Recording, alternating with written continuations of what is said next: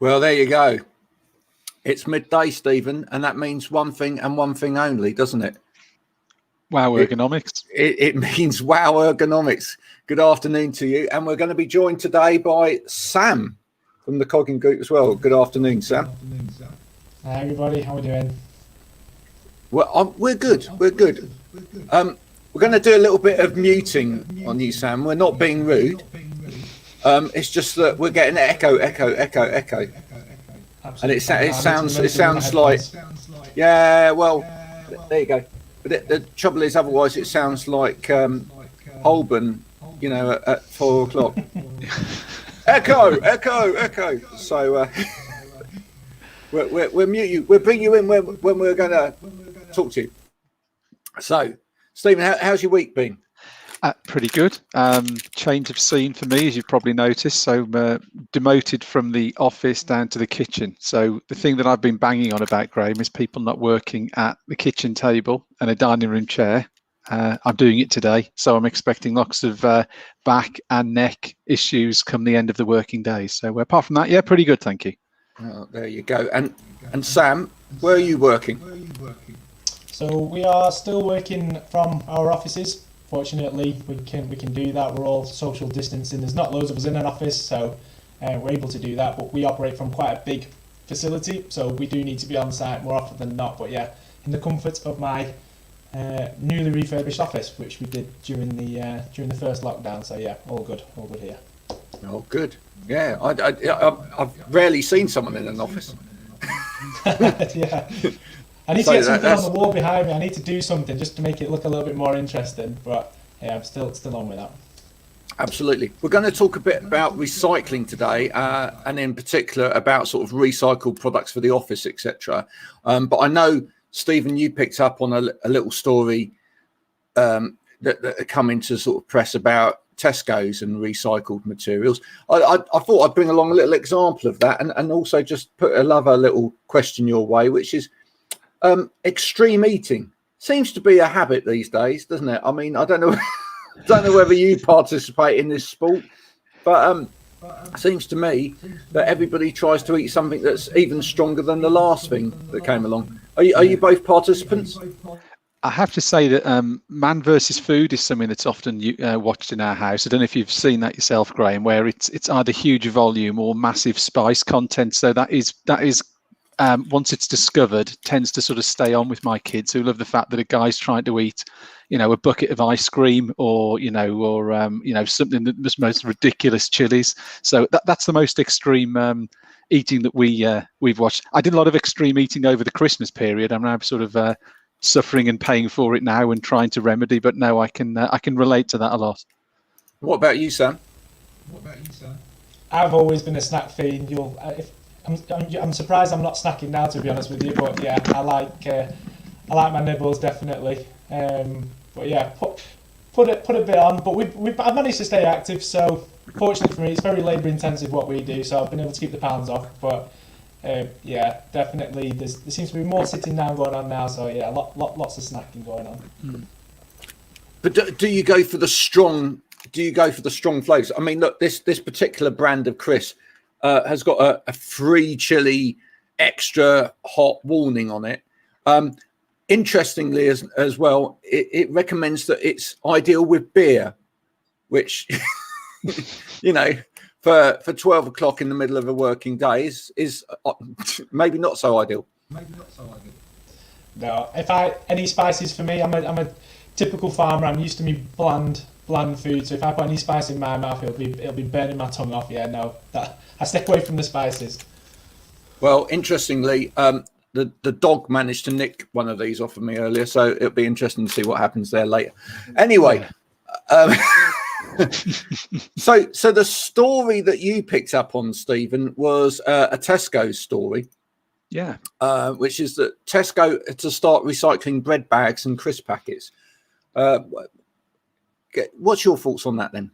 I mean, you've got to think it's probably long overdue, haven't you, really? I mean, I've just done the recycling of ours this morning. The amount we are recycling is really good, but you do look at those sort of products and think the quantity and the volume that those products are being consumed in is enormous. It's about time that something was done, and it looks like it is. I'm sure there was something where weren't Walkers doing some sort of initiative last year or the year before about returning crisp packets. But, I mean, the numbers will be frightening, but probably the billions of packs of crisps that we munch our way through in this country, we absolutely need to get involved in this. And there was another story yesterday. I don't know whether it all ties in. I haven't seen the link yet, but they were talking about issues, and obviously maybe relevant for you with animals, Graham, is issues with supply of food pouches. I'm just wondering, is it the raw material that makes those pouches? Obviously, they're usually some sort of silver foil product. I wonder if that's the real issue, is the fact of getting that material, producing that is the problem. I wonder if this initiative ties into that in terms of getting some of that product back into the chain of production. I'm not too sure.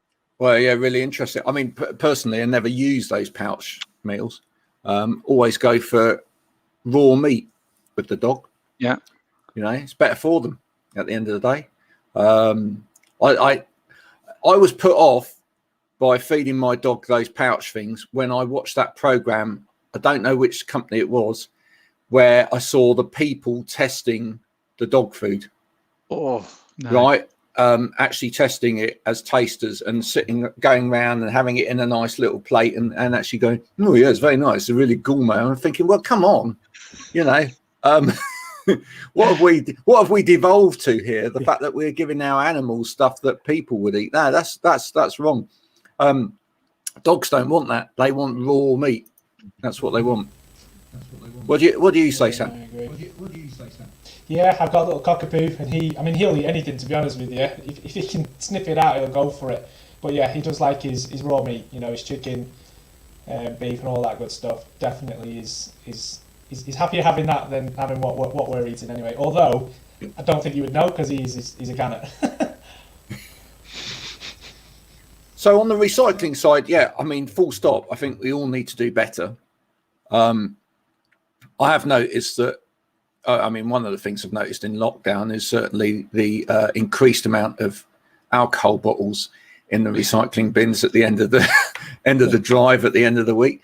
So I think there's certainly an increase in recycling going on there, but obviously an increase in consumerism as well. But we've all moved to working from home, so that means that there's been an increased need for office furniture in the home, and are we seeing that getting recycled? Well, we've got the man apparently to talk to us about that, which is Sam here. So Sam, tell us a little bit about your business. What is it that you do? Yeah, so we've been a family business since 1969, although we've transitioned a lot throughout the years.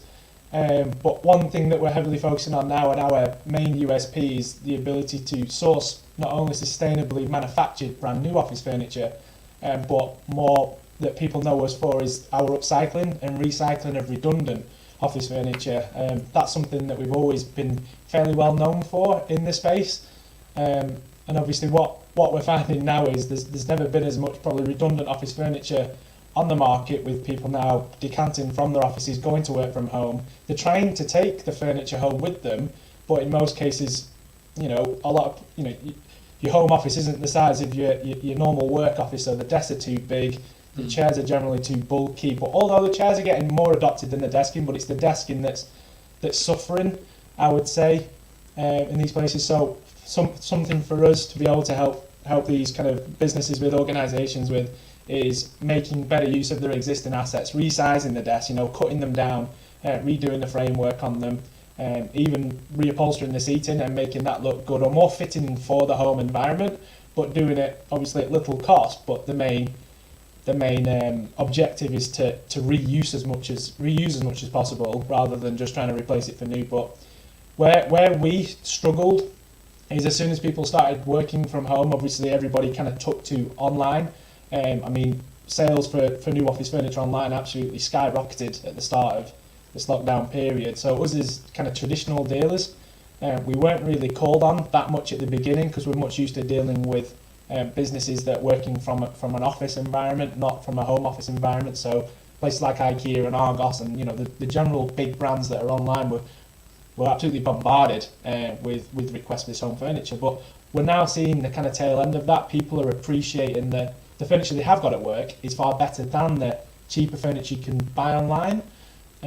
So we were just at a local university, and they're in the process of now potentially taking 30 desks that they already have, chopping them pretty much in half, creating 60 desks out of the desks they already have, and seeing if we can put a good case together for that, which not only are they going to save money, but they're going to save a lot of furniture being recycled or ultimately taken to the landfill. So yeah, we're seeing more inquiries now than we did right at the start of lockdown, but I think now we're seeing the end of it. People are now starting to plan out, actually, are we going to go back to the office space? And if we don't, how are we going to get the furniture out of there, and can we make better use of it? So yeah, we're getting lots of engagement on the upcycling capabilities that we've got at the minute, definitely. It's really interesting. Now, I'm a bit of a geek when it comes to office furniture, so I know a little bit of what's involved. So do you have the facilities for things like re-edging those desks, etc.? Because obviously a lot of it is chipboard or MDF in terms of the tops themselves. So obviously if you cut them in half, you get a raw edge. So do you re-edge? Do you move all of the connection points under, or the lock-in points underneath for the frame, etc.? You're capable of doing all of that? Yeah, exactly. So we've probably got about 10,000 square foot that's just dedicated to in-house reupholstery of seating and woodwork. So yeah, desks, exactly like you said.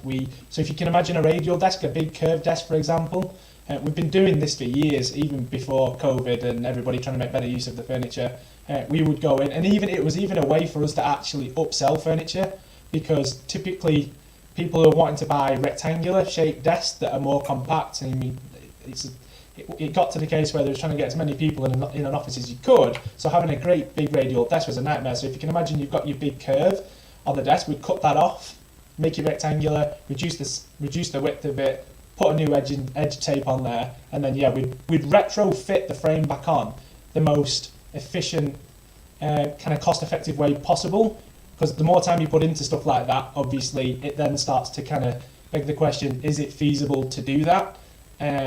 But more often than not, it is. It is a cost-effective exercise. It's just, we're very lucky we've got the facility to be able to do a lot of internally. I think if we had to outsource a lot of what we do back to the manufacturers, it definitely wouldn't be as feasible to do that. But fortunately for us, we come from clearing offices out, and we've spent the last 30 years reselling it. So we've got our little tricks and kind of specialities in how we can get through this stuff quick and make it feasible for everybody. I mean, that's fantastic news. I mean, the thing for me, as someone that's done workplace assessments over the years as well, is when it comes to seating. I mean, I've just seen it, a horrendous amount of posts on LinkedIn about seating at home during this period, and people just going for the cheapest option that they can possibly go for, which has no kind of functionality to it at all, no kind of adjustment to it, or it has perceived adjustment to it, but actually if to the trained eye, you know that the mechanism on that chair is pretty poor, or it's not really got a lot of adjustment. So I mean, for me, a good chair which has still got some life in it with a half decent mechanism, which was probably built to actually last 10 years, if it's only had a few years worth of wear, if it's done up nicely, reupholstered, perhaps a new gas stem put on it, etc., should give someone 2 or 3 years worth of good sitting for a good price, compared with buying a new chair. I mean, is that what you found? I mean, surely people should be flocking to you for chairs. Seating was the main product that was adopted right at the start of this, definitely. I mean, if everybody knows the Herman Miller Aeron chair, if you can get hold of that chair for half the price it costs brand new, and it's been refurbed, like you said, the gas lift's been replaced, the casters have been replaced, it's had a service, it's been cleaned down, you're going to buy it. The problem that I find with a lot of people that go to buy a chair from home is they don't probably understand how good the quality of the chair is that they've actually got at work, because all they've done is turn up to work, they've got a chair to sit on, and that's that. But when it comes down to actually buying a chair for yourself, you're quite reluctant to be spending, 300, 400 quid on a, decent chair. So the first thing you do is go, right, I'll buy, it says it's fully adjustable, it says it's got lumbar support and it's height adjustable and it's got a back rake.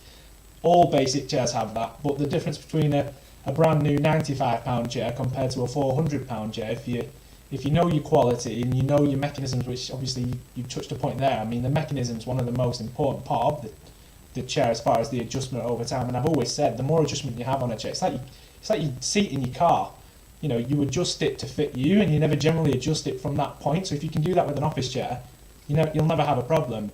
But yeah, the savings that we're obviously allowing people to have by buying, and this is something that we've been pushing a lot as well now, we are actively looking to buy high quality branded furniture, which can be upcycled efficiently, but ultimately save the end user 80% of what it would cost them brand new, but they wouldn't know the difference between that being brand new and second hand. And we've actually sold chairs that have come into us that have been 10 years old, and they've gone back out for another 10 years before they've needed doing up. These things last. If it's quality when it's manufactured, they can go on forever. They really do.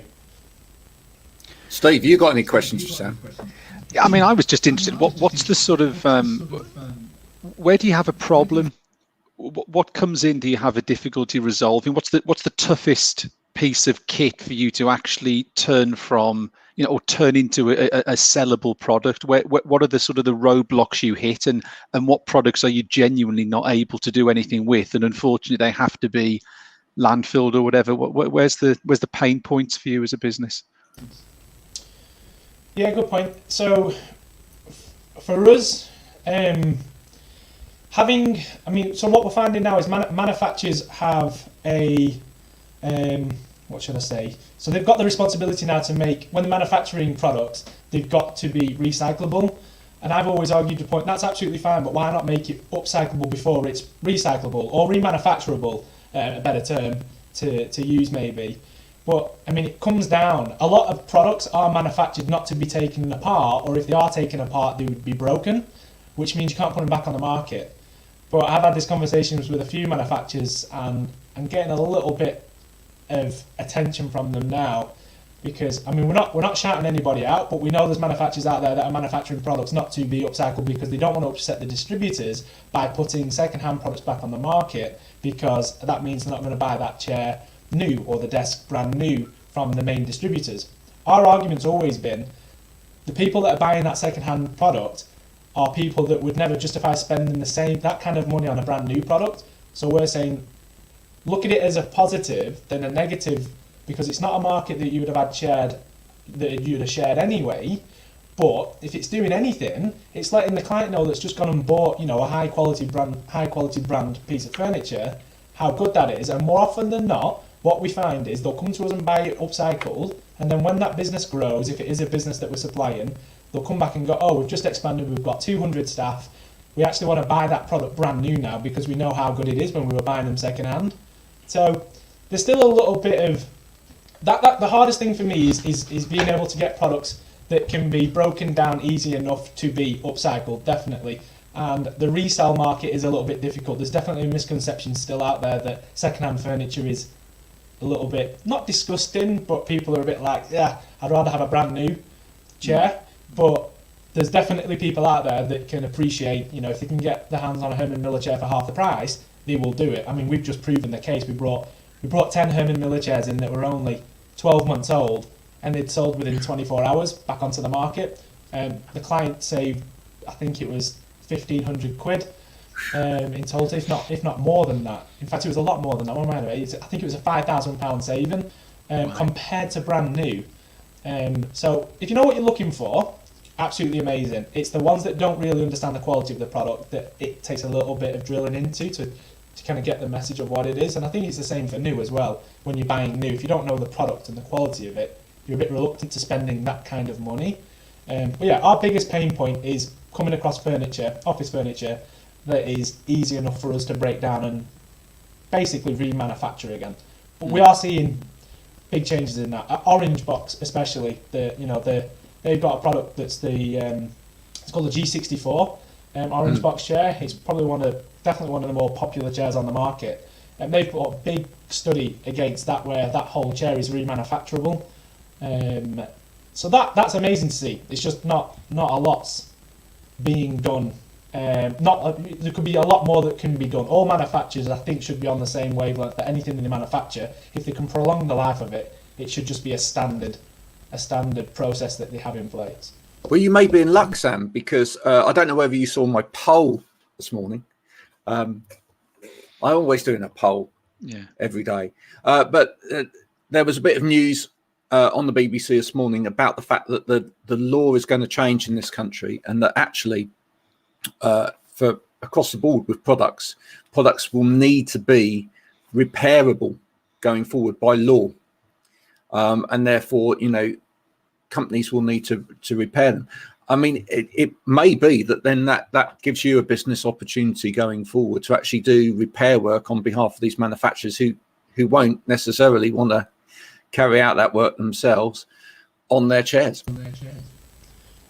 Absolutely, yeah, hit the nail on the head. And we've been in conversation with a couple of manufacturers for the last few years, literally saying to them, you focus on what you're good at, you know how to manufacture brand new products and you're good at doing that, let us be the remanufacturer.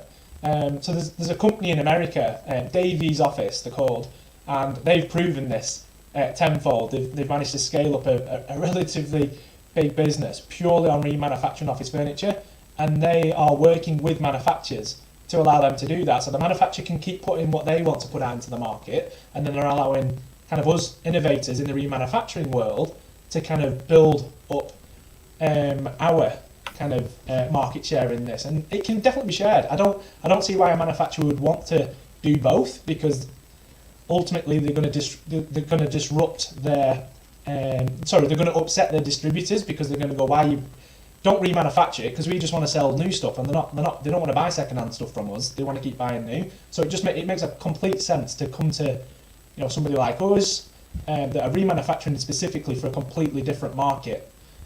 So yeah, that's really good news. And we've been hearing bits of it. Something similar happened a few years ago, but it got knocked on the head simply because it was upsetting too many distributors. But hopefully now, with the whole kind of climate change, people's awareness around, we can't keep throwing stuff away. People are becoming more conscious that this can't be done anymore. Do you know what I mean? It's something that needs to stop, and it can be stopped. And that's what we're trying to prove, especially me through social media, and just talking about it and sharing as much as we're sharing, that it can be done. And slowly now it's taken a good 6 years to get to the position where we're at, but yeah, definitely positivity coming out of the industry now for sure. I mean, from my point of view, and I don't know what you think, Stephen, but I just think that, again, as a workplace assessor, that I'd rather see the bottom end of the market fall off. I'd rather see, the cheaper chairs, the rubbish desks, etc., fall away, and actually those that want to buy new furniture and have got the money to buy new furniture every so often, because it's important for them from a branding point of view and from a positioning point of view, let them carry on buying that new furniture. But for those people that need something half decent to sit at, rather than having this bottom end there, which really doesn't have the features or functions of the the better quality stuff, let them buy into something that's been upcycled. Much better for the environment, much better for everybody. You're thinking, Graham, it's potentially just stigma. I do think in this country, when people hear the phrase second hand, there's instantly a bit of a draw of breath, and instantly that sort of negative mindset comes in. As you say, what Sam's been talking about, some of those great products he's mentioned there, it's unlikely people would go and spend £800 or £900 on a chair working from home. However, if you could get that product at half the price, that's been lovingly restored and given a professional service by an organization like Sam's, why on earth wouldn't you do it? We've talked a number of times on this sort of show around the issues with people working from home. But this sounds a great way of sort of bridging that gap. And as you say, I think the bottom end of the market is the bit that needs to go, the very cheap, basically manufactured product, very unadjustable. It's not adding any value. We've talked about this before around the fact that, where organizations gave people money to go and buy product, they've probably gone and bought the very, very cheap and basic product, and they'll have to buy it again. So when they realize it doesn't work for them, so then that all ties into the environmental piece of, is product then just being manufactured twice?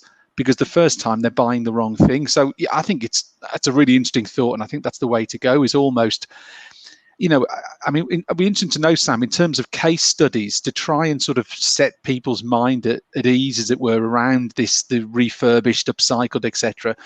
Do you have any sort of really good sort of case studies that either you could share with us now, or maybe on your website, or something that Graham and I could share after? Have you got any sort of active references that would really add some sort of weight and kudos behind what you're doing, just to try and draw more people in?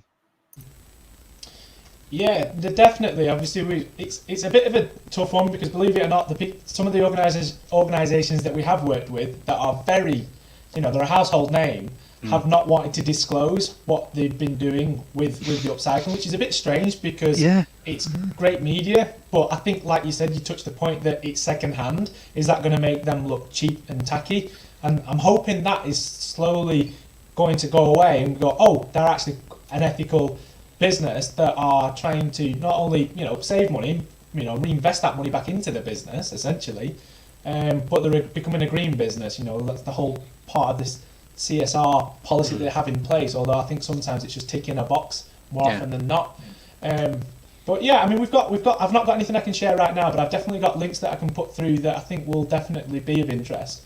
But obviously, the stuff that so anything that I post on my socials, on my personal socials, is work that we are doing. We try not to talk about stuff that we're not doing.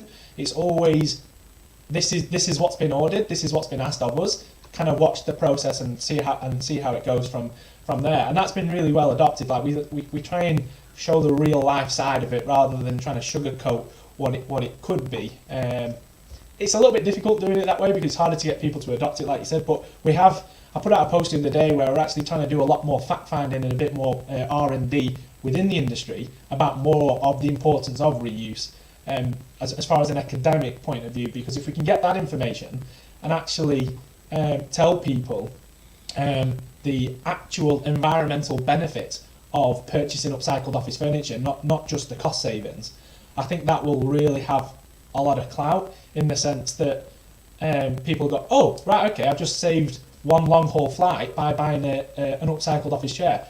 I think people would buy, and they are already doing it, buying into that concept rather than just, oh, what a cheap chair, and I want it second hand. I'm not bothered. But 100%, the new cheap furniture that's on the market, we know for a fact it's a race to the bottom, and we know that a lot of these products are being sold at cost. No one's making any money, and like you said, they're buying it, then realising it's not a comfortable chair, and then going back onto the market to buy another one, and they're just chucking the other one in a skip because no one else will buy it because it's rubbish. We won't touch it because if we even try and take the back off it, the plastic will just snap in half because it's just poorly manufactured furniture. But yeah, honestly, I would love to see the bottom end market stuff gone. And the other problem with that is as well, there's a lot of drop shippers on the market now.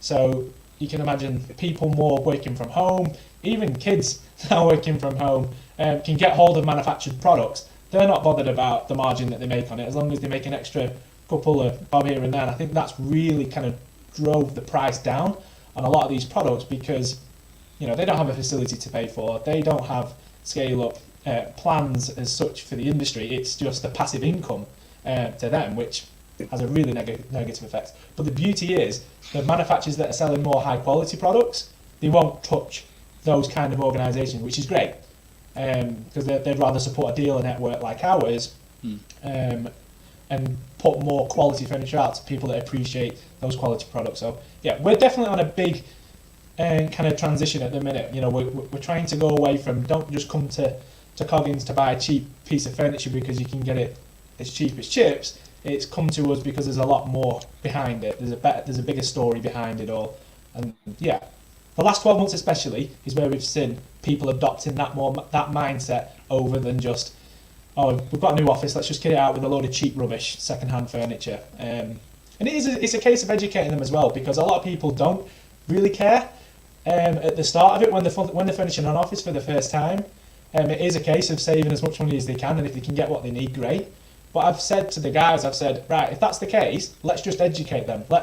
Let's make sure we tell them, that they have been ethical. They've gone down a sustainable route by coming to us to buy this product, and hopefully that's the start of their kind of understanding that, okay, it's not just second-hand furniture, it's actually, sustainable furniture, sustainable furnishing, and it's allowing them to be that little bit more sustainable as well.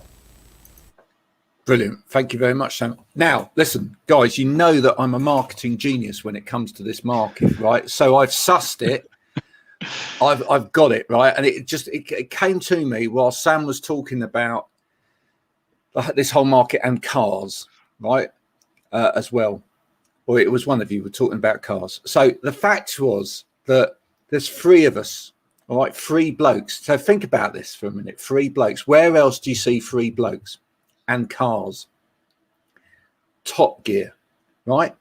Now, the thing is, if you think about this market, if you think about the car market, nobody sees it as a bad thing to buy a second-hand car. Yeah. Everyone realizes that the depreciation on a new vehicle is such that it's pointless buying it new, unless you're the kind of person, just like office furniture, that needs to buy it for status, right? Otherwise, you buy nearly new, don't you? Because actually it's already done its little bit of mileage. It's sat on the forecourt, it's had its depreciation. You're still getting the same car, maybe a few little marks here and there, but actually at the end of the day, it still does what it says on the tin, right? So then it's all about understanding the brands and the brand leaders within that thing, right? So one of the things that the guys at Top Gear always do is, they go, well, this is an Alfa Romeo, this is a Jaguar, this is a Nissan, So there are certain vehicles which have got more kudos than others, and that's the case within the office furniture line as well. But people don't know the brands like they know their car brands. So what we do is we do Top Gear for chairs, right? Think about it. Just think about it. Now, Sam, we need to get you a helmet so you can do your whole Stig bit.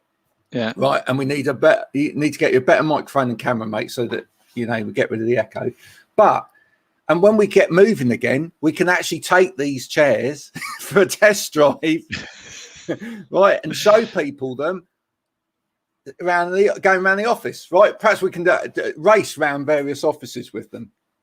See where I'm going? But so that they understand the different functionality of these chairs, right? But once we get into people's heads, the brands that are the brands to go for, people will go for a second-hand car. What do you think? Yeah, I mean, it makes sense, doesn't it? I mean, if people have the credibility to be able to talk about something, and because I'm trying to think, it all comes down to influence, doesn't it? If you can get the right people talking about a product, that's what generally influences someone else to buy it. If they're going to listen to that person and go, okay, well, if Sam says that, then that must be right. Or it depends how much credibility that person has, and that's been my big thing. I've steered away from things like this off the premise that I didn't feel credible enough to really be talking about it. But obviously, now that we're in a position we're getting a bit more over the limelight, it just makes complete sense. And I'm hoping people are listening to this and watching this and thinking, oh, right, okay, I didn't even realise there was such thing as branded office chairs. I just thought a chair was a chair. Like, if they can understand that, you can spend 1,500 quid on a chair and you can spend 95 quid on a chair, and that's going to be the decider whether you're going to break your back or you're going to have good posture for the rest of your life. 100%. But I think it needs to be made fun.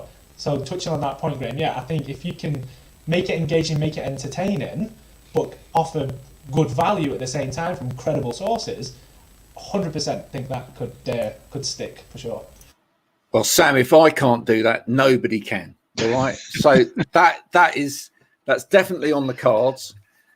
We'll have to think of a different name than Top Gear, because that one's taken. But, you know, Top Gear for chairs or office furniture should be there. And we could even get celebs on to test them out as well, like they do, where they do the, you know, fastest lap of the track. But we could have celebs testing chairs, you know, and giving their opinion on chairs as well. I think that's what's needed to take this into that kind of brand awareness at the general public level. And once people understand, you know, as you mentioned Herman Miller and the Aeron chair, it's about the one chair that people actually have heard about and know a brand of. But there are so many other good chairs out there that anyone within the trade would know, that's a great chair, that's a great chair, that's a great chair, etc. You know, and then they would look at that and go, that's a load of rubbish. All right. You know, but people don't understand the differences at the moment. And someone within this trade needs to help people understand the difference between a Lada and a Rolls Royce when it comes to seating and office furniture. Graham, you made a really good point before when you said about, you know, manufacturers, because let's think about it. BMW and Rolls Royce and Jaguar, whoever, don't stop making cars because there's a second-hand market. I can sort of understand some of the sort of concern from the manufacturer distributor sector. However, the car analogy is a fantastic one, isn't it? Really, that, you know, it's if you've got a quality product, it should be used once and then it can be used again. So actually, reputationally, it does you good to see your product being purchased from Sam or, you know, other people in that sort of sector that he works in, because it's seen to be a long-standing. If someone's, I think the attraction to a brand would be if it's known that the product will work for a long time. And therefore, if it's known that that product can be successfully upcycled and sold, you know, again, that's going to help a lot of decision makers going, actually, well, I want to think about that because that's got a great reputation, not only first hand, but also second hand and even third hand potentially. It's aspirational. That's what it is. It becomes then aspirational. The thing is, if you look at it with good cars, you know, even and people might say, well, yeah, but a car's a car. I knew someone that worked in the design team at Dyson, and he told me that there were people out there that buy every single new Dyson that comes onto the market, right? Because for them, it's aspirational to go to the next Dyson, right? And they have that on record that there are these people that will buy the next one.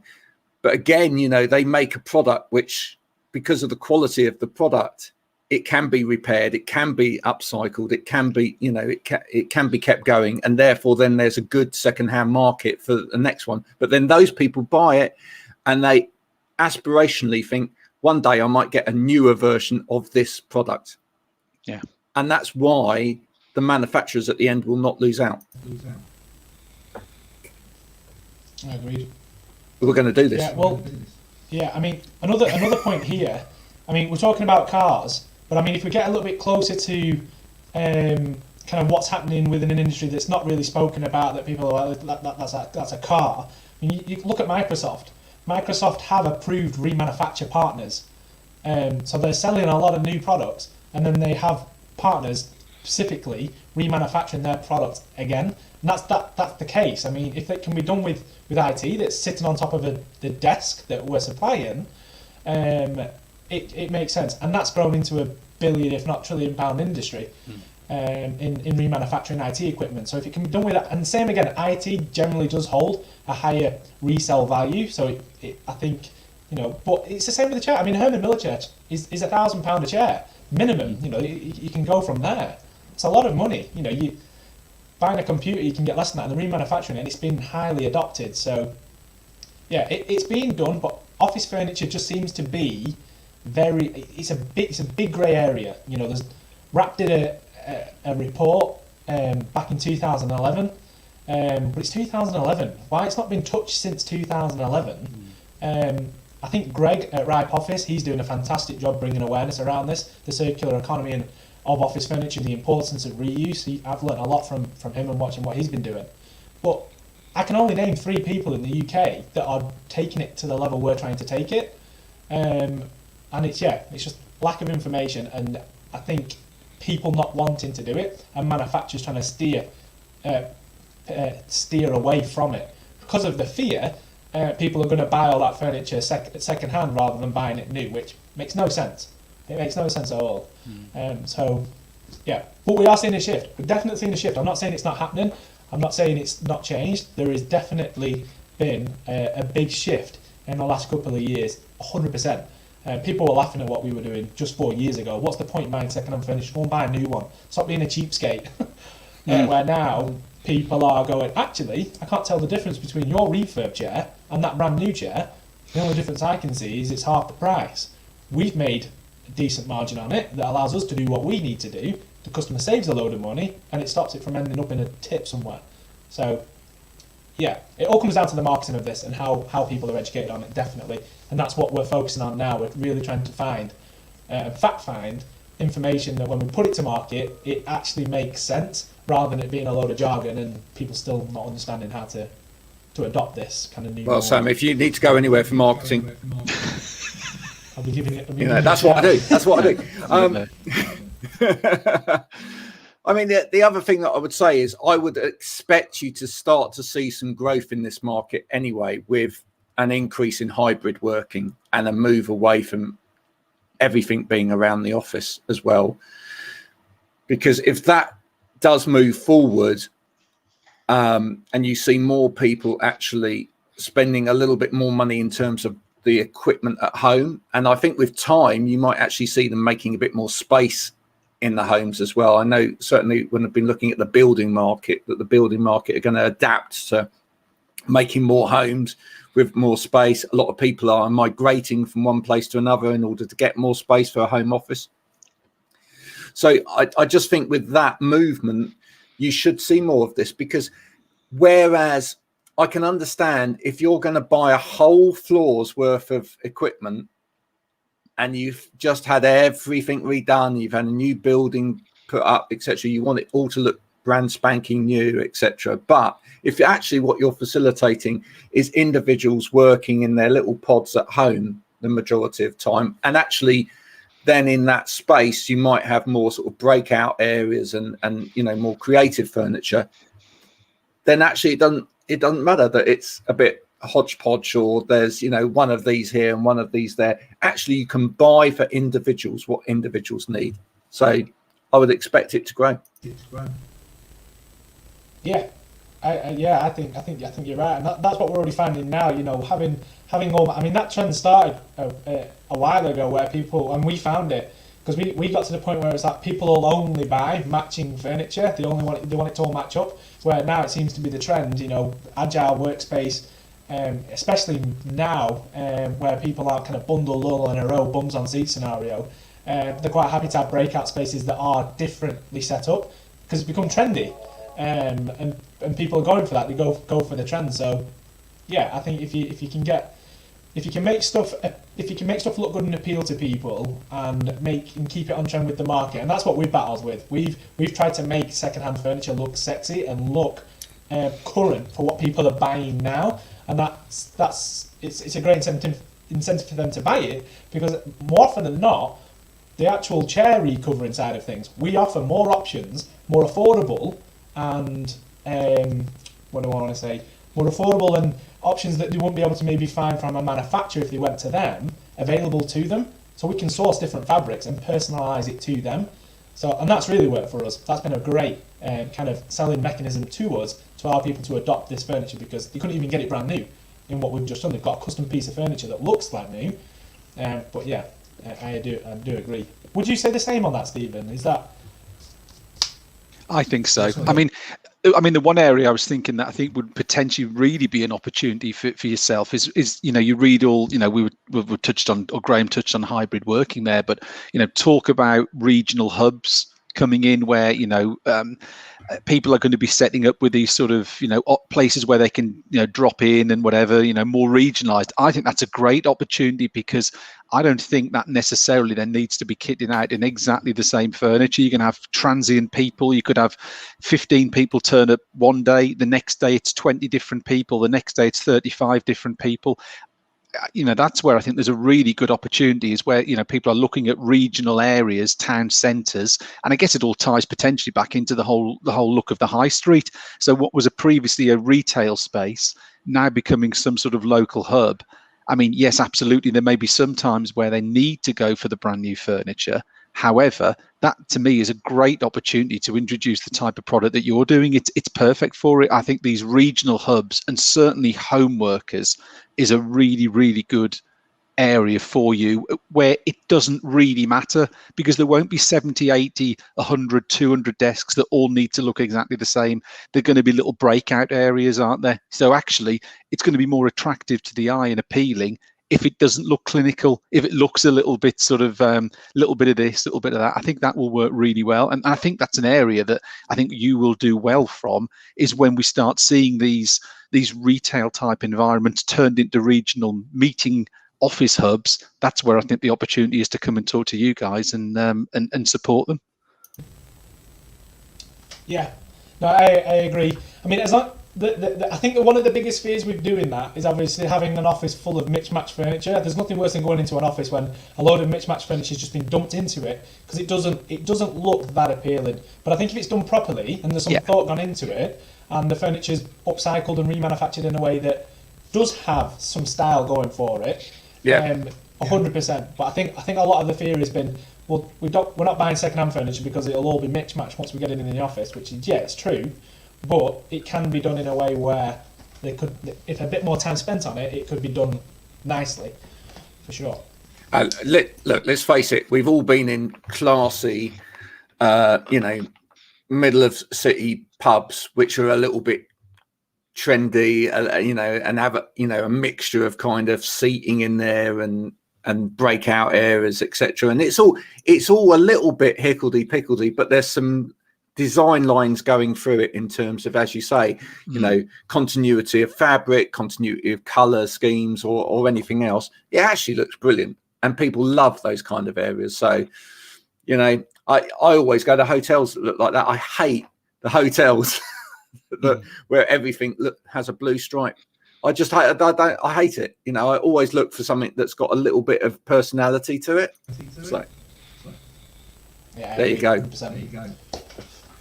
Thank you, Sam. Thanks for coming on today, and thanks for joining us on Wow Ergonomics. I hope I'm echoing like mad, so I'm going to be quiet. But thanks for coming on. Really appreciate the opportunity and letting us kind of voice where we're coming from. So yeah, absolutely appreciate the opportunity, guys. Thank you. Lovely. Thanks very much for joining us. All the best, Sam. That was really interesting, Graham. Oh, absolutely, wasn't it? Just there you go. I have to say, he has to get a better camera and he has to get a better mic before he comes on again. He's not allowed back on until he does that. No, none of this recycled stuff for him in terms of AV kit. Well, I don't know. Maybe that's what he needs is some upcycled stuff. But a really interesting subject, and the different areas of that. I was being genuine. I think we do need to actually try and find a way of making, not just for his part of the market, but also for the manufacturer's part of the market. We do need to find a way of actually making proper brands or established brands of decent quality furniture, office furniture, more known within the marketplace, because they're not, No. You, as I say, it with cars. You know where you're at with a car, whether you're entry level into a market, with the kind of car that you buy, you're sort of a big, this is you've just learnt the drive type car, and this is your first car, or this is kind of like your family sort of run of the mill type of car, or this is your top level car. You know what those are. and it's an aspirational thing as much as anything else, and the quality goes up and the features and the functions go up. People don't know that with office furniture. I think the really interesting point for me you made there, Graham, was actually what you want to lose from this is the bottom end, the tail. The big manufacturers producing, fantastic quality product, some great UK manufacturers of chairs and desking, etc. You don't want that to be impacted. What you want is that very bottom, really poor quality that doesn't add any value and just creates more issues. That's where you'd like to see what Sam's doing replace that very budget area. Exactly. And I can't see why the manufacturers at the top end wouldn't want to support that, because ultimately, as I said, if you look at it in terms of other types of consumer goods, it doesn't replace that. At the end of the day, for example, take fridges, for example. Everybody might want a nice Smeg fridge with, that nice curved design. It's iconic, etc. Then you might not be able to afford that. No. Right? But ultimately, if I can go online and I can find someone that can do me a reconditioned one that, allows me at my point in the market, to buy into that. And I think, well, one day I'm going to buy myself a new Smeg fridge. That's great for that manufacturer. I haven't decided to buy myself a cheap fridge. I've decided to buy myself a Smeg, and ultimately I am supporting that brand, whichever way you look at it. My view is that is the best quality, and I'm going to tell everybody that I've got one of those fridges. Now, normally what then happens is that the neighbours around the corner who have got a little bit more money then go and buy a brand new one to say, well, have we got a brand new one of those, right? Yeah. But what I'm saying is, this is not rocket science. This is life. Yeah. So if people could start buying into the better quality brands more because there was some available secondhand, this has got to benefit those brands, full stop, and then they can do more to make themselves seem more,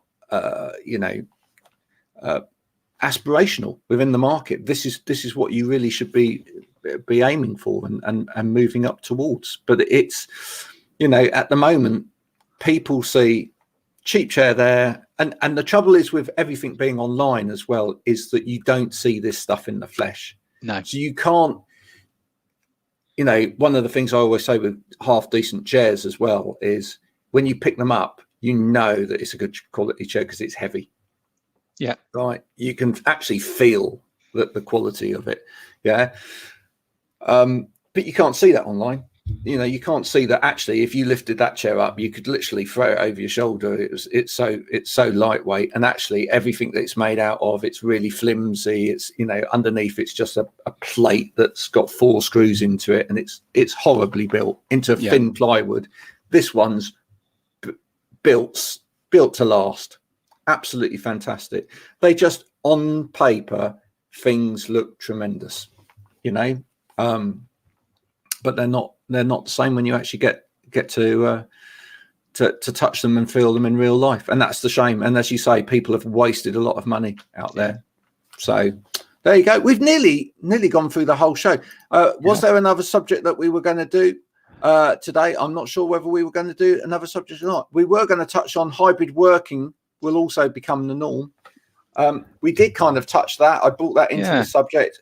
I think ultimately hybrid working, as there was a news report this week, will probably on the BBC one. I think that wasn't it? Yeah, it was. And I think there was a piece as well. Was it BP or Shell? Wasn't it, Graham? I think it was BP, where they were saying that people were going to be working 2 days at home, and they identified that as productivity, equally environmental, which is good to see from a petroleum, a fossil fuel company.